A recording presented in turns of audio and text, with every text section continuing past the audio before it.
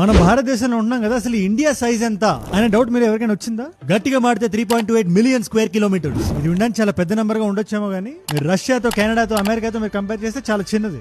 Size ప్రకారం 5 భారతదేశాన్ని కలిపితే ఒక రష్యా అవ్వచ్చేమో, లేదా 3 కలిపితే ఒక యునైటెడ్ స్టేట్స్ అవ్వచ్చేమో. కానీ స్పిరిట్ ఆఫ్ ద నేషన్ అంటారు కదా, పాపులేషన్ కాదు స్పిరిట్. పాపులేషన్ వైజ్ చూస్తే ఒక స్క్వేర్ కిలోమీటర్ కి మనకి సుమారు 440 మంది భారతీయులు ఉంటారు. రష్యాలో చూస్తే 4 కిలోమీటర్ కి, అమెరికాలో 36.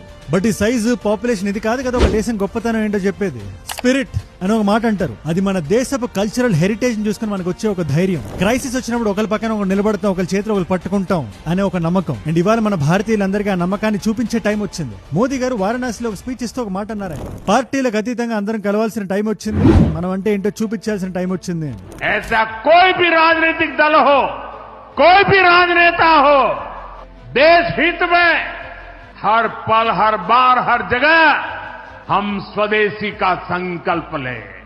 ట్రంప్ గారి పేరు వాడలేదు కానీ ఆయన్నే ఉద్దేశించారు. ఇక్కడ ఈ రీసెంట్ టారిఫ్ డ్రామా ఇదంతా నడుస్తుంది కదా, భారతదేశం మీద 25% టారిఫ్ వేసి దేశాన్ని డెడ్ ఎకానమీ అని పిలిచి, మీరు మీ బోర్డర్ దాటొచ్చి మా దేశానికి వచ్చి అమ్మే అధికారం మీకు లేదని చెప్పి ఆయన అంటున్నాడు కదా. ట్యాక్స్ వేస్తా అని ఎటువంటి ఫౌండేషన్, ఎటువంటి లాజిక్ లేకుండా దేశాన్ని ముంచేద్దామని చూస్తున్నాడు కదా. ఇలాంటి టైంలో అరిచేతిని పైకి చూపించి ట్రంప్ లాంటి వ్యక్తిని అర్థించకూడదు. మన కోసం మనం నిలబడాలి, మన సామాన్లు మనం కొనాలి. ఓన్లీ బై స్వదేశీ గుడ్స్. ముఖ్యంగా ఇలాంటి టైంలో పండుగలు వస్తున్నాయి, పెళ్లిళ్ళు వస్తున్నాయి, హాలిడేస్ వస్తున్నాయి, అందరం ఫ్యామిలీ అంతా బయటకు వెళ్ళి కొంటాం కదా సామాన్లు. ఆ సామాన్లు కొనేటప్పుడు ఒక ఎక్సైజ్ చేయండి చాలు. ఇది ఎంత డిస్కౌంట్ లో ఉందో చూడడంతో పాటు ఇది ఎక్కడ తయారైందో కూడా చూడండి. దీని వెనకాల ఒక భారతీయుడు కష్టపడ్డా లేదా? ఇవాళ మన దేశంలో ఉండే ఎక్స్పోర్ట్ ఎకానమీ కష్టాల్లో ఉంది.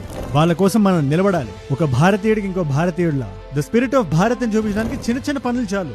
గణేష్ పండుగ వస్తుంది, వినాయక చతుర్థి. మీలో ఎంతమందికి తెలిసి ఒక segment of the idols China నుంచి వస్తున్నాయండి. జాగ్రత్తగా చూసుకొని కొనాలి, అంతే చాలు ఇవాళ. ఎందుకంటే ఎలాంటి సిచ్యువేషన్ అయినా ఒక సిద్ధాంతాన్ని మనం నమ్ముకోవాలి. Nation first, Bharat first. ఈ రీల్ ఎంతవరకు వీలైతే అంతవరకు షేర్ చేయండి. ప్రతి తెలుగువాడికి, ప్రతి భారతీయుడికి వెళ్ళేలా చూడండి.